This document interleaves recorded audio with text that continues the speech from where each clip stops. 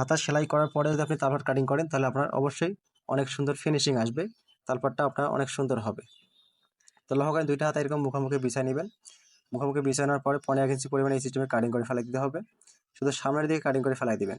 দেখেন এটা ডাইন হাতা, এটা বাম হাতা। তো ডাইন হাতা প্রথম সেটিং করব। বডিটা সুন্দর করে উল্টে নিতে হবে সদর দিক থেকে। সদর দিক থেকে ধরতে হবে জয়েন্টটা। লক্ষ্য করেন সামনের দিকে কম আছে, হাতাও এবং বডিতেও সামনের দিকে 15 ইঞ্চি পরিমাণ কম আছে। তো ডান হাতা অবশ্যই ডান হাতায় ফিটিং করতে হবে। এখানে উল্টিয়ে দেবেন। উল্টিয়ে দেওয়ার পরে ভিতরের অংশটুকু অবশ্যই এভাবে উল্টিয়ে নিতে হবে। মরান দিয়ে এইভাবে সুন্দর করে ভিতর দিকে রাখবেন, রেখে জয়েন শুরু করবেন।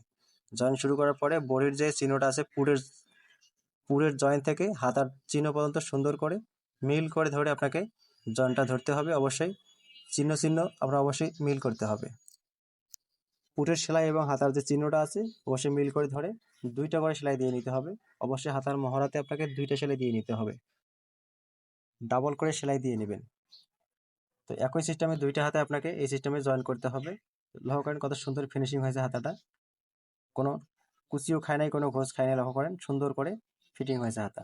এই সিস্টেমে কামিজের হাতা আপনি যদি জয়েন করেন তাহলে আপনি অনেক ফিনিশিং করে হাতা জয়েন করতে পারবেন। লক্ষ্য করেন ভিতর দিকে বাড়তি অংশটুকু মোড়ান দিয়ে আপনি ভিতর দিকে রাখিয়ে দিবেন। এই যে হাতারও বাড়তি কাপড়টা আপনি ভিতর দিকে রাখিয়ে দিবেন।